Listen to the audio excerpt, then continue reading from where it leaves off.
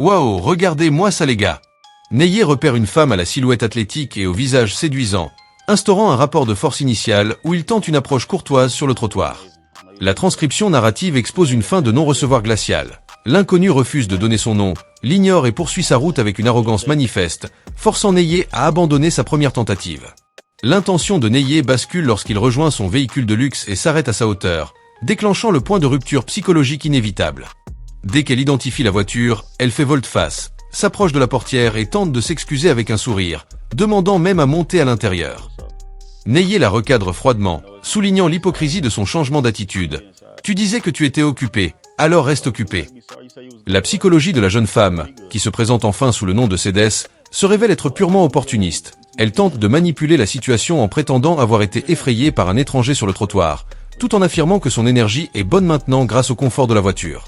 Neye démonte ses arguments un à un, rappelant que la chaleur étouffante de Houston n'est pas une excuse valable pour son mépris initial et qu'il n'est ni un taxi, ni un chauffeur Uber. Cédès change alors de tactique, jouant la carte de la femme fragile qui mérite une seconde chance parce qu'elle est une dame. La tension s'apaise légèrement lorsque Neye remarque son parfum, Prada, et son tatouage distinctif sur la jambe représentant une fermeture éclair, inspiré par l'ex-petite amie de Chris Brown. La séquence se termine sur cette dynamique de séduction retrouvée où Cédès, autrefois hautaine, s'efforce de paraître intéressante et sophistiquée pour regagner les faveurs de l'homme à la voiture de luxe, tandis que Neye savoure sa dominance en évaluant si son style, son vibe, mérite plus qu'une simple conversation de rue. Neye intensifie la pression sur Cédès, instaurant un rapport de force où il feint de céder à son insistance pour mieux exposer sa psychologie de prédatrice sociale. La transcription narrative souligne l'empressement quasi désespéré de la jeune femme à s'installer dans la Lamborghini, balayant d'un revers de main ses propres excuses sur la chaleur pour savourer le prestige de l'habitacle. L'intention de Neye est de pousser Cédès dans ses retranchements idéologiques. Il l'interroge sur sa vision du couple, découvrant une femme qui se considère célibataire tant qu'elle n'a pas de bague au doigt, s'autorisant ainsi à naviguer d'un homme à l'autre sans loyauté réelle. Le point de rupture se produit lorsque Cédès avoue sans détour son ambition matérielle. Elle veut apprendre à le connaître pour obtenir une voiture identique. « Si je sors avec toi, tu vas m'offrir une Lamborghini », lance-t-elle avec une arrogance déconcertante. Neye la recadre froidement, lui rappelant qu'il n'est pas le genre d'homme que l'on manipule par la simple flatterie physique. La psychologie de Cédès se révèle être celle d'une opportuniste radicale qui pense que sa beauté est une monnaie d'échange suffisante pour des actifs de luxe. « Je suis mignonne, ça suffit », affirme-t-elle. Neye démonte cette prétention en lui signifiant qu'un joli visage ne mène nulle part sans substance et qu'elle devrait plutôt économiser son salaire de la poste. La séquence se termine sur une note de mépris mutuel déguisée en flirt. Cédès insiste lourdement pour obtenir un massage ou un repas, tandis que Neye, exaspérée par cette vibration purement transactionnelle, s'apprête à les conduire, convaincue qu'elle ne cherche qu'à travailler son compte en banque plutôt que de construire une relation sincère.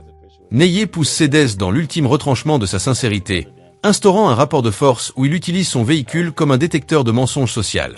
La transcription narrative expose une Cédès qui, piégée dans l'habitacle, tente de négocier son temps en proposant de simplement rouler toute la journée, espérant ainsi s'approprier l'image de luxe associée à la Lamborghini.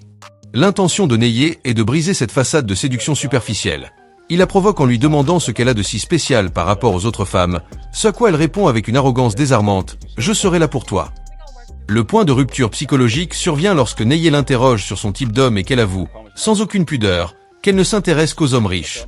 Elle précise même avoir vérifié les plaques d'immatriculation pour s'assurer que ce n'était pas une location, confirmant une psychologie de calculatrice clinique. Face à cet aveu d'opportunisme total où elle reconnaît qu'elle ne lui aurait jamais adressé la parole sans cette voiture, Neye bascule dans un mépris assumé. Il lui propose alors un marché purement sexuel et dégradant, drop dead neck, testant si elle est prête à tout pour rester dans le véhicule. Devant son hésitation et son refus de quitter le luxe qu'elle vient de découvrir, Neye la recadre brutalement. « Tu me donnes des vibrations de michetonneuse, maintenant sors de ma voiture ». La séquence se termine par une expulsion sans appel. Neye la force à descendre malgré ses tentatives de rester pour faire un tour, la renvoyant à sa condition de piétonne sur le trottoir brûlant de Houston. Une fois seul, il exprime son dégoût face à cette honnêteté brutale mais vénale, concluant que le statut matériel ne doit jamais occulter le manque de valeur humaine avant de clôturer sa vidéo sur un avertissement à sa communauté. Abonne-toi. Neye repère une jeune femme à l'allure sportive et tente de l'aborder avec courtoisie, instaurant un rapport de force initial où l'inconnu garde le contrôle total. La transcription narrative expose un rejet classique. Elle refuse de donner son nom, invoquant l'existence d'un petit ami alors même qu'elle marche seule sur le trottoir.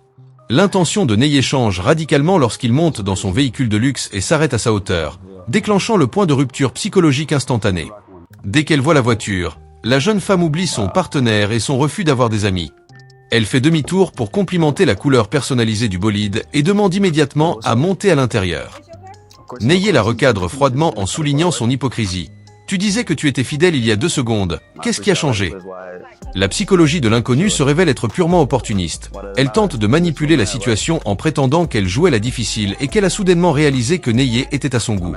Neyer démonte ses arguments, soulignant que son changement d'énergie n'est dû qu'à l'éclat de la carrosserie et qu'il n'a pas de temps à perdre avec des femmes qui jouent des jeux de pouvoir basés sur le matériel. Cédès, ou l'inconnu, devient alors insistante, proposant une balade sans destination et un dîner, mais Neyer reste de marbre, affirmant que la première impression est indélébile. Le point de rupture final survient lorsque la jeune femme, frustrée par le refus de Neyer, tente d'ouvrir la portière du véhicule sans autorisation. Neyer bascule alors dans une autorité stricte et protectrice, lui ordonnant de ne pas toucher à sa propriété. « Tu ne me connais pas, ne touche pas à ma portière ». La séquence se termine sur cette tension aiguë où l'arrogance de la jeune femme s'est transformée en une audace déplacée, tandis que Neyer les conduit définitivement, dénonçant une fois de plus la superficialité des rencontres dictées par le statut social. Neyer recadre immédiatement Jania lorsqu'elle tente d'ouvrir sa portière sans permission, instaurant un rapport de force où il protège farouchement son espace privé. La transcription narrative expose une Jania qui, après avoir prétexté un petit ami sur le trottoir, change radicalement de psychologie une fois face à la Lamborghini, allant jusqu'à demander à Neyer de la raccompagner chez elle parce qu'il fait chaud. L'intention de Neyer est de confronter cette hypocrisie.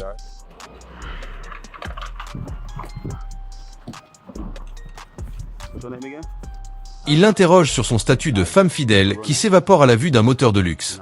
Le point de rupture survient lorsque Jania admet avec une décontraction troublante qu'elle ne travaille pas vraiment et qu'elle compte sur son babydad pour financer son train de vie et son futur pantouse à Houston. Neyer, dégoûté par cette dépendance assumée, lui lance qu'elle ressemble à une jolie clocharde, Pretty Bain, soulignant que la beauté ne remplace pas l'indépendance. La psychologie de Jania se révèle être celle d'une opportuniste passive qui voit son physique comme un passe-droit éternel. Si mon ex s'arrête, je trouverai quelqu'un d'autre, je suis mignonne, affirme-t-elle avec une arrogance superficielle. Neyer démonte cette vision, affirmant que des jolies filles, il y en a à chaque coin de rue et que la facilité ne mène à rien de durable. La séquence se termine sur cette tension idéologique où Neyer refuse de valider son mode de vie parasitaire, tandis que Jania reste persuadée que son apparence suffira à lui ouvrir les portes de la Lamborghini et du succès sans jamais avoir à cloquer dans un vrai job. Neyer confronte Jania dans un ultime duel idéologique où il s'attache à démanteler sa psychologie de dépendance totale, instaurant un rapport de force où il refuse de valider son refus catégorique de travailler. La transcription narrative expose une Jania qui, sans aucune gêne, affirme que son seul objectif de vie est de résider dans un pantouse en mode insouciant, carfré, rejetant toute forme d'effort ou d'entrepreneuriat car c'est trop de travail. L'intention de Neyer est de lui démontrer la précarité de sa vision du monde.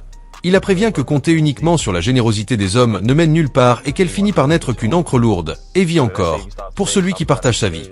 Le point de rupture se produit lorsque Jania déclare ne pas croire au principe du 50-50e et s'attend à ce que Neyer s'occupe d'elle intégralement alors qu'ils viennent à peine de se rencontrer.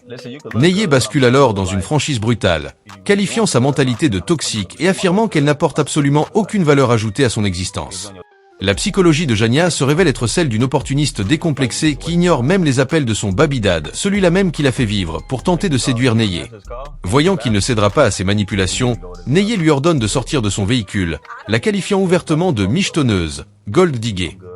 Dans un dernier sursaut d'arrogance pour protéger son ego blessé, Jania tente de discréditer la voiture en lançant « C'est probablement une location de toute façon », avant de retourner à pied sur le trottoir. Neyer conclut la séquence avec un sarcasme cinglant. « Je préfère avoir une voiture de location que de devoir marcher comme toi », laissant Jania face à sa réalité de piétonne alors qu'il s'éloigne, dénonçant une fois de plus une génération de femmes qui pensent que leur présence seule mérite une fortune. Abonne-toi.